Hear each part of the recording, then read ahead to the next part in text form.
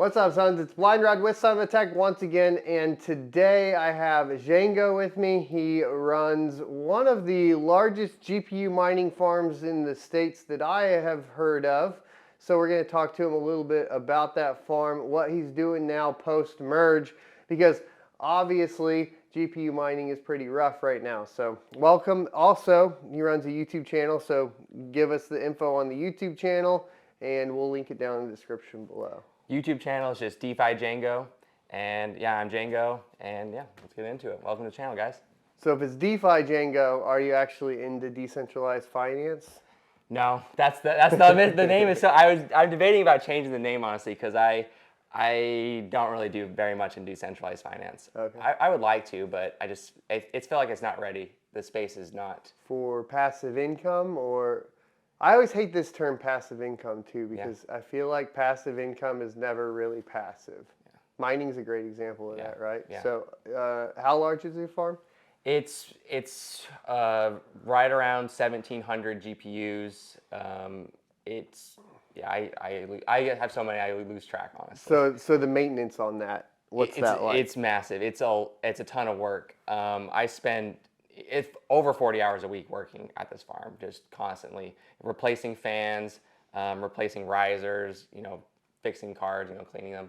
So what's a typical build look like then? So my half of my farm is on open frames because when I started it, I didn't realize there was anything better than open frames. Right. And then halfway through, I discovered, server cases. This would be way easier. So then once I discovered them, everything was built out in server cases. Got you. And but you're still running some on open air? Yeah. Okay. I have over 100 8-card rigs on open air, and the reason they haven't been moved over is because I would have to buy like 100 cases. It's like super expensive.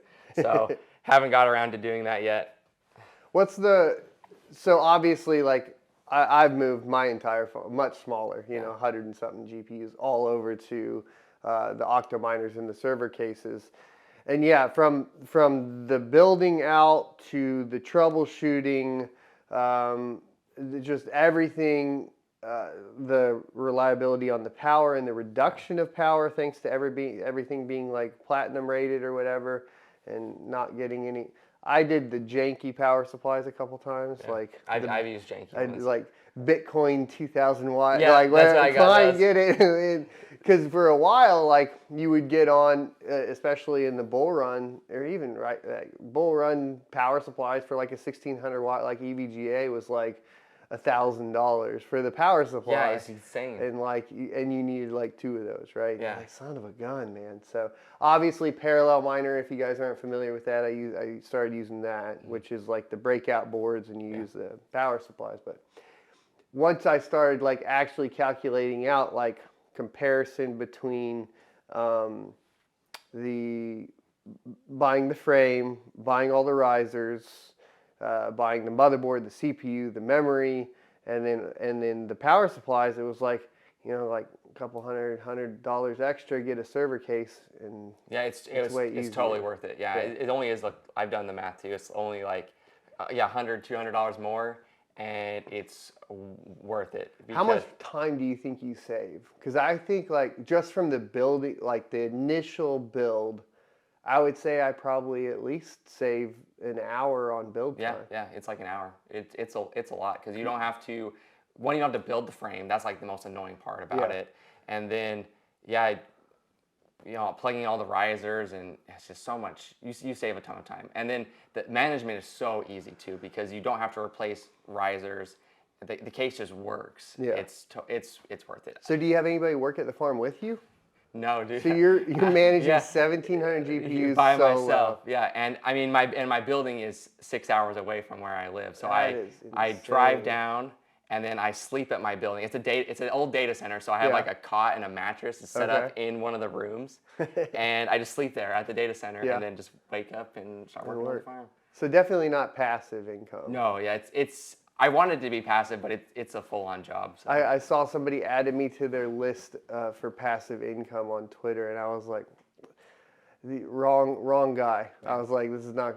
I think there is that huge misconception though of like GPU miners are greedy and they don't work and it's all passive income. It's like, no, none of that's true at all. Like we put in the most amount of work, I think, from it is closer coming from like my experience in IT and all of that. It's the closest thing to a traditional job within the crypto space that I've found. Unless you're going to get into, I guess, development, right, or something like that. Yeah, I mean, if I hired people and ran the whole farm and just collected a smaller amount of money, then it would be passive because I'm not working at all, right? Right. And so, but it's... But, and that's I guess, how do you define passive income, too? I've always found that one to be odd. I define it as not putting in any work at all so if I didn't manage the company and I just basically, hired people to manage it and run it, then I would just collect a check and it would be passive. Passive income. But the moment I'm working on it, then I'm just getting paid for my work. Yeah. So in crypto, I guess like the closest to passive income would be running a node, right? Yeah, yeah. Just like Ethereum, stake Ethereum and be done. Yeah, staking and stuff. Yeah. So I think like that value I think that adds to the value of the coin, though, too, if we're talking about proof of work, because obviously we're at a proof of work conference here. But if we talk about like what adds value to the newly minted crypto, it's the amount of man hours that are put in, the power cost, right? All of that has real world, a tie to the real world cost, right? Whereas if we talk about like now with Ethereum and the merge, Ethereum doesn't have a real world cost associated with any of its coins now at this point, or tokens. So I always find that comparison to be interesting. Yeah. So speaking of the merge, though, what's the state of your mining farm right now? So as of October 1st, I have shut everything off. So I'm not profitable, just barely though. I'm thinking I'm like 70% there. Like if prices would just go up maybe 30%, then I would be at my break-even point. So okay. I'm close, but not good enough to run. But a farm that size is going to have a pretty hefty impact on anything you turn on to. Yeah, it will. Okay. So I think my whole farm is close to 400 gigahashes on Ergo, for example. It's almost half a terahash on Ergo. Okay. And so I mean that's pretty big. It does make an impact. So right now I just have a couple rigs on. I think I have 10 rigs on that are just spec mining. I'm mining Flux and mining Ergo and mining Caspa, just because I don't really have much of those coins. I'm just gonna fill my bags because there's a huge potential for a coin to fill Ethereum's place eventually on the next bull run. Yeah, right? Exactly. So, but it's tricky because I think people that have this argument have a valid point. The argument that essentially because you're actually losing money by like paying for more for power than if you just bought the coin straight out, then it's like, okay, I get what you mean. But that's why like right now, personally, I'm looking at like spec mineable coins that are not listed on exchanges, right? Even to the point to where like Ironfish, have you heard of that one yet? I haven't heard of that one. So Ironfish is doing an incentivized testnet, which is really interesting. So there is a bit of like KYC to it, but you got to build your own node. You mine to your own node. It's on the testnet. You get paid out in the coins that are on the testnet. You take those coins and you send them to a contract that burns them, and it adds credit for when it launches on mainnet to your account. So you create an email address and a login, and you just tie your testnet to that or whatever. So that they'll actually have like an incentivized reason for you to do the testnet right now, but it's not in mainnet yet, which is really interesting. So I've been doing that a little bit, and then a couple other ones I'm not willing to talk about yet. Yeah. So we'll wait. I'll turn the camera off. And be like, all right, check this one out, bro. Sorry, guys, but if too many people hop onto it, then I think like part of the problem is like, I don't know if there's viruses in the GitHubs yet. I don't know if there's, bad developer or like, and so you don't want to be like, check this coin out that I'm mining and then somebody gets screwed over, right? So that's part of the issue as well. To be fair, it's not like I'm like hiding the coin or something like that. So I think being a YouTuber is hard from that perspective sometimes. Speaking of, what do you do on YouTube? So far I've pretty much just filmed my farm and like just what I'm up to. Kind of like my story basically is what I've been posting. Okay, cool. So like the document, just document. I'm kind of just documenting. Yeah, it's more like a vlog style, and I mean, I pretty much do crypto full time, so that's pretty much what the channel is about, mining and crypto, and just so. So are you gonna have to get a day job? I'm hoping not. I don't want to, but what I'm gonna start doing is opening up to hosting ASICs, because I have one ASIC out of all my entire farm, just one ASIC, and it's an L7. And the L7 is still really profitable. I might sell a tiny portion of my farm, maybe like 10% max. I mean, probably closer to 5%. Just liquidate some of my older GPUs and then use that money to buy more ASICs, L7s. But I think I'm going to open up to outside hosting and just if I can get 50 ASICs in my building, then that will basically take care of it. Yeah, keep me covered. Got it. And if people were interested in that hosting, where can they contact you as far as that goes? Yeah, you can contact me on my YouTube channel. I have my email posted in the About Me section. You can email me, or you can message me on Twitter as well. The handle is just Defi Django. Cool. And yeah, how much power does your facility have? I have close to 1,000 amps of power. I could host. I think I can host about 100 ASICs right now. Currently, with all the infrastructure I have, I could host 100. Like S19s or like anything that's like about standard. Yeah, that's about 3,500 watts. Yeah, 3,500 watts. Yeah, right around there. Got it. And it's all like 220 or 240 phase one. It's single phase. Sorry. Yeah, it's phase 3 phase. Okay. And it's 220. It's three phases 208, right? Yeah, 208. Yeah, sorry. Yeah. Okay. 208 3 phase. Yeah, that's okay. Cool. Got it. All right. And then what kind of conversion do you have to do for that? On like it comes into the building on 3 phase, and then it goes into the panel, and then that converts it over. Yeah, I don't know. Yeah, it's way above my pay grade. I'm just a guy. I have like. I'm a guy. I YouTube all my stuff when I first started, but when I got into this building, I hired electricians to do all of the stuff for me. But there's like little mini transformers in like the power room, so they take the power and it goes into the transformer, and then the transformer goes to like this big PDU cabinet I have, and it just distributes it to the whole thing. And my when I first moved into this building, the owner of the building, the landlord, he paid for all that infrastructure. Oh, nice. So I didn't have to pay for any of it. So that was kind of nice. We worked out a good deal. Cool. Yeah, that's definitely good. So let's see. If we look at the state of GPU mining right now, and you mentioned obviously, you mentioned Ergo, Caspa, and Flux. Those are the 3 you think have the potential for like taking over for the next bull run for GPU mining at this point? Yeah, I mean, it's really too early to tell though, honestly. Like Caspa won't, right? Yeah, they're the top right now, but I have no idea. I mean, Ravencoin has been around a while, and if it can get the kind of exposure, and it's I like Ravencoin, but the algorithm is difficult. It's going to be hard to convince the majority to really like adopt that just from a mining standpoint.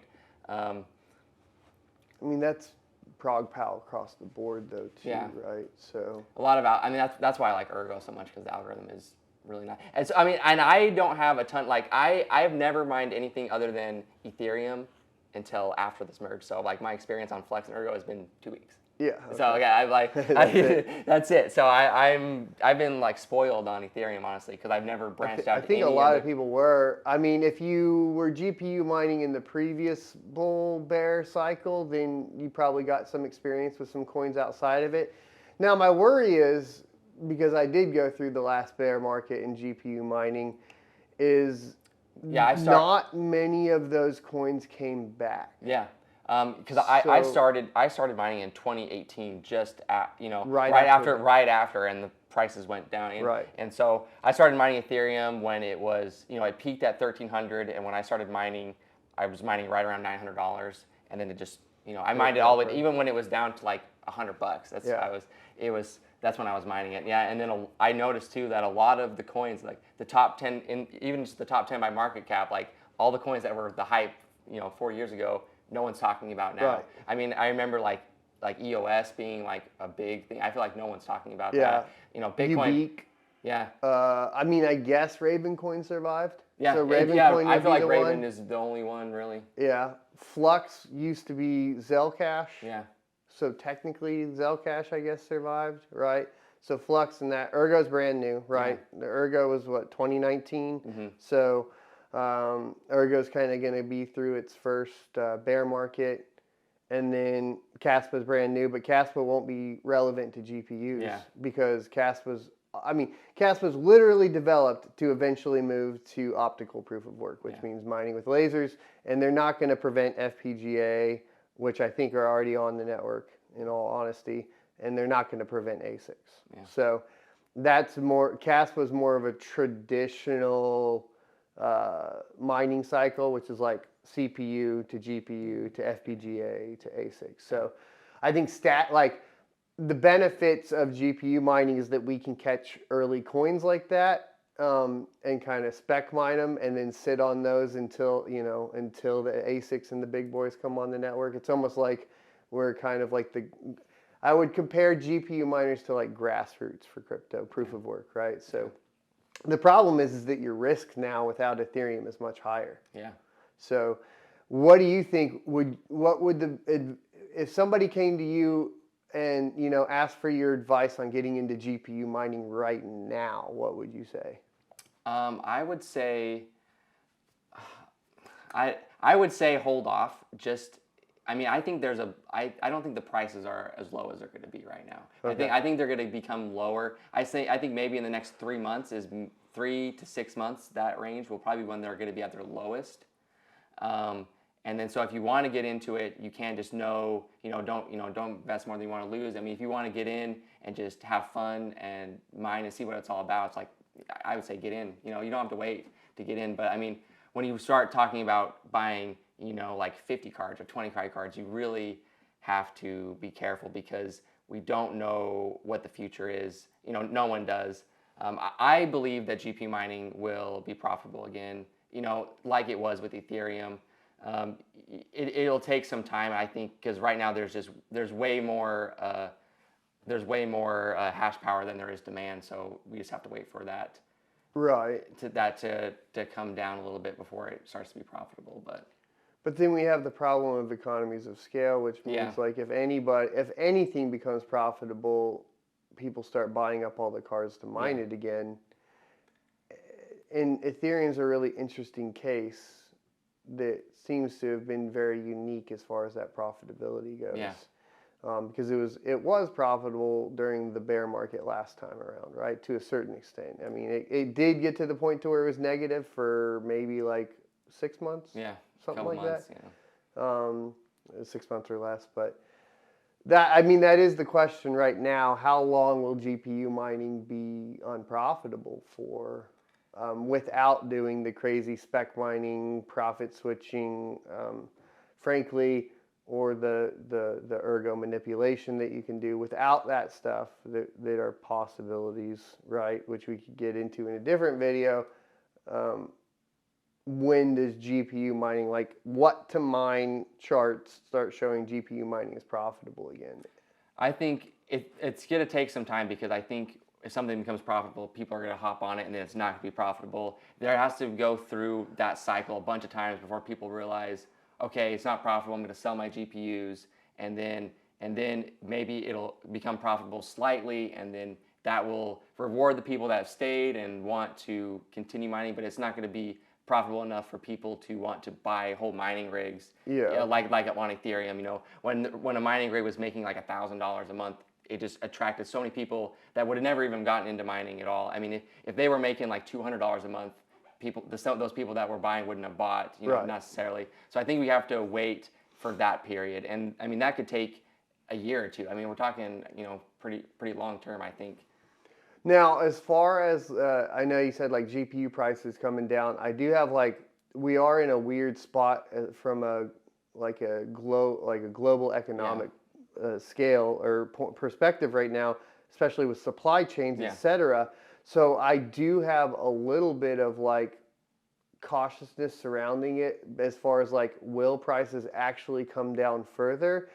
And obviously we have the new GPUs launching this month. We have the 40 series Ada Yeah. Lovelace and the Intel GPUs coming out on October 12th. But the pricing of those don't look like they're any better than when the 30 series launched in a bull market, Yeah. right? And, you know, I question if A, anybody can really afford it, and B, if that's because we're having like shortage issues still, even though technically, like, because crypto mining's done, we shouldn't be seeing any shortages, right? So Yeah. I don't know, like, because I hear that argument a lot, that like next like 3 to 6 months we'll see GPU prices come down more, but I thought that we would see them come down further right after the merge than they have, and they haven't, Yeah. right? And I mean, I mean, we've known about the merge for a while, and I assumed that most people were going to sell their GPUs before the merge. I mean, if you were planning on why would you sell it right after the merge? Right. You know, so that's what I kind of thought, and prices are kind of right where I expected them to be, and I don't. It really depends. And when I say prices come down, I mean probably only a little bit, right? I mean, what cards are like 450 range? A 3070, Yeah. which is, I guess, the gold standard right Yeah. now, right, is 400 to 500. Yeah, Somewhere right. in Yeah, between. right in that range. And I mean, I think maybe if it comes down, it will just drop 300 to 400, just down, 25%. Yeah. And that's probably the max that we'll see until we see a lot more 40 series coming in. But I mean, there is the chip shortage, and the 30 series cards are awesome cards. There's no reason why. Well, the 40 series cards don't look like they're going to be enticing for GPU mining at all. Yeah. Because you're talking about like a farm your size, restructuring to support ATX 3.0 is absolutely ridiculous, right? That's going to cost way too much money, exactly. right? It's even worse if you got, I guess, server power supplies or server cases with server power supplies right now, because like it's not like you can just buy an ATX 3.0 power supply and slap it in there. Plus, the price of them seem absolutely ridiculous, and they can only power like maybe 2 GPUs per like 1,600 watts or something. It's nutty. That doesn't mean though that like the new Intel GPUs look pretty enticing from a memory standpoint, and the new AMD GPUs, the 7000 series, look pretty enticing overall, I think, too, because they're upping. Not only are you getting higher clock speeds on the new AMD GPUs, the 7000 series, but you're also getting more memory. So the 7950X is going to have a 384-bit bus option, whereas I think the 6900 only went up. It only had 256, which meant like, as far as that goes, you might as well just buy the 6800, which was kind of what the deal was, right? Yeah. But I think the GPU market is going to be really interesting from the mining perspective in the bear market here, because I think we're basically pushing out one entire player in NVIDIA, at least from a retail consumer perspective, because as we know, NVIDIA's got their kind of backdoor selling direct to large miners. Which then the other question is, what happened to those large miners, right? Have they, because I think like Hut 8 has shifted to the high-powered computing, it seems like. And we still have 400 terahash on the network that never went anywhere, and we don't know if it just turned off or is being sold or what it was, right? So we saw, a lot of ASICs go to Ethereum Classic, I think like 200 terahash, something like that. We obviously saw about 100 terahash worth of Ethereum hash rate go over to Ergo, right, directly post-merge, and then turn off of it. And then I really only think like maybe 20 terahash came back on after the EIP? Yeah. Not much. It went up to 70, and then it came back down to 50.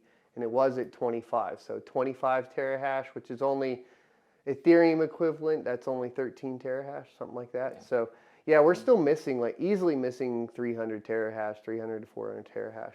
And we don't know if they turned off or are being sold or what's going on. But it doesn't seem like it's being sold. Yeah, because the market, prices would come down. Yeah, exactly. So, and we're not seeing 170HXs, on eBay. You're still not seeing any of the CMPs on eBay. Yeah, you can't find them anywhere still. So what are they doing with those? I don't know. I still have all mine, so it's just they're all in his farm. Yeah, that's where they are. Turned off, waiting for something new. Are those good at I mean, I would assume So those are good at probably Ergo? Yeah, they are really good at Ergo. They are phenomenal on ETH, right? And so it's, you know, it doesn't matter which coin. Ethereum Classic is like still profitable for those cards. Not like profitable, it's like this is makes the most money on those. And then Ergo makes slightly more. They're really good on Ergo, really good on ETH.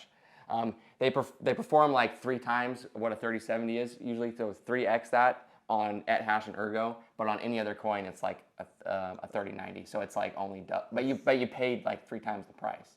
Okay. Yeah. So got it. Yeah, because like a 3090, you know, is usually double the price of a 3070, but these cards cost triple. Yeah. And so if you should get 3 times the hash power for paying triple, but they only get double. But that's because they cut down the core's cut down, right? Yeah. So that makes sense. Which then begs the question: if you have something like HUD-8, how much like that seems like a bad move to go to high-powered computing with those GPUs. Yeah.